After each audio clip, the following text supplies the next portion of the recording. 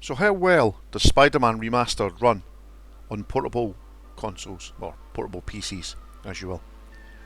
Well, as we'll show today, they can be made to run pretty well on both the SteamDeck and the OneXPlayer 4800U, but there's a few caveats.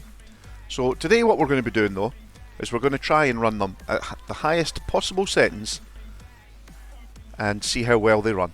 So as you can see, I've created a custom preset. It's really the high preset, but I've just changed the filter down to 2 times rather than the default 4 times. And we're running at 720p, and we're using the AMD FSR 2.1 in a balanced profile, and we've put no restrictions on how many frames it can run. So we'll see the full maximum potential of the SteamDeck here.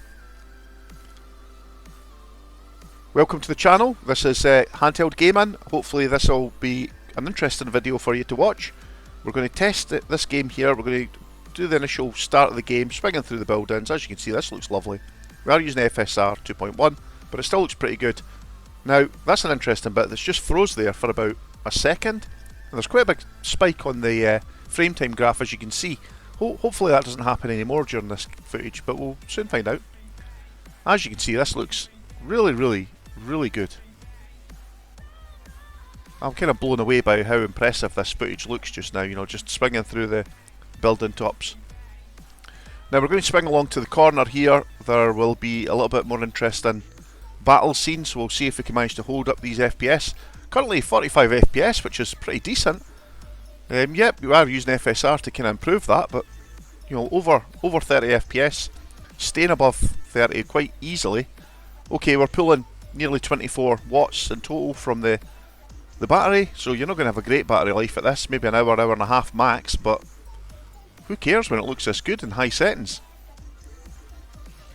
So I've tested this a bit recently, and well, to be honest, I would normally run medium settings and lock it to about 30 FPS and you would save a lot of power, but even at high settings this runs really well. So we'll just let this a little bit play out here, and then we will cut to the footage of the actual battle itself. Let's see how I can do. As we know, I've not been playing this game for very long, so I'm not actually very good at it, but I try my best. Okay, here we go. So we're managing, well, that's about 35 frames they were getting there. Oh, down to 27, 14, that was terrible. And this is a cutscene, so I'm guessing just the switching from battle scene to cutscene is what caused that slowdown there. We were still pulling nearly 26 watts there. Averaging above 30 FPS, that's 36, 37, down to 35 there. Feels pretty smooth. And even though there's FSR employed, I think that looks pretty decent. It's a fast-paced game, so when it slows down, you definitely notice it, but it's running pretty well here, and I think the FSR as well, it's doing a pretty good job of not making it look too mushy. I think that looks pretty good graphically.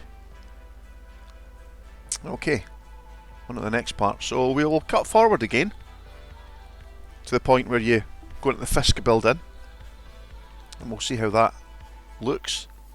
Here we go. Splat, splat. Okay, so we're still averaging upwards of 30 FPS, 38 there for a second, that was pretty decent. Again, still pulling about 26.5 watts. And I think this looks really smooth. It's playing really well. The frame time graph's got the occasional little bump, but it's really not noticeable when you're playing. I can see it on the frame time graph, but I'm not feeling that in the controls and the screen refresh. It'll be interesting to see how this balances out when we try the OneXPlayer. Now, obviously the SteamDeck's got a bit of advantage. It's got the much more powerful RDNA 2 graphics, but they were only pulling about 9 watts. 94% utilisation though, so it's doing alright. If you're enjoying this footage, please like, share and subscribe. Every subscription really helps the channel. The channel's been growing really fast recently, I have to say. We've gained about 50% in our viewership in the last month, so I'm quite proud of that. And that's all down to you guys subscribing to the channel. Okay, now I think at this point we should cut over to the OneXPlayer. So it was mentioned by one of the subscribers that we should try the ultimate performance mode. And I had a quick Google, and it's not actually that difficult to set up, so I've configured that. I've set it up on the OneXPlayer, as you can see here, ultimate performance, and we're also running the turbo button. And just to have a look here, we are using the same settings as before. 720p, we've got AMD FSR 2.1 in balanced mode, no restriction on the number of FPS we can get, and we've got a high preset again, customised with the 2x filter rather than the 4x filter. And it still looks pretty good here. Frame time graph though is all over the place. Still feels pretty smooth, I have to say though. I mean, you look at that frame time graph, you think it's going to be stuttery and terrible, but I mean, from the footage you can see it's running okay. But you will see there's quite a lot of sort of fuzziness and fringing around Spider-Man there, where the FSR's really having to do its thing to keep the game running smoothly. So it was down in the 30s there. It's still in the upper 30s, low 40s, not quite as fast as it was on the SteamDeck. And we're using, how much? Just over 30 watts at the CPU alone, so goodness sake, this thing's probably pulling upwards of 40 watts from the battery pack. Now the battery pack is 50% bigger than the SteamDeck's one, so you might get similar sort of playtime. Didn't get a stutter there when we were swinging from the building, so that's interesting. We got that big 1 second stutter on the SteamDeck, but that was maybe just a one-off. So right, let's cut to some fighting here. Let's get on with it. Okay, that's a little bit sluggish. Oh, that's pretty bad. Dipped out at 24 FPS there. Doesn't feel quite as smooth as it did on the SteamDeck, although it still looks okay. Definitely lower frames, about 5 to 10 frames less there, so if it's all about ultimate performance, you're going to want to have a SteamDeck rather than the OneXPlayer. If, like me, you're lucky enough to have both, you've got that choice. Certainly the 8.4 inch screen looks really nice on the OneXPlayer, but the FPS is just so much better on the SteamDeck, and the controls just feel a little bit better on the SteamDeck as well. Still, we're managing 30 FPS, I think that's pretty reasonable. Does look a little bit more blurry, but we're trying our best here. Oh, down to 20 FPS, that was quite poor.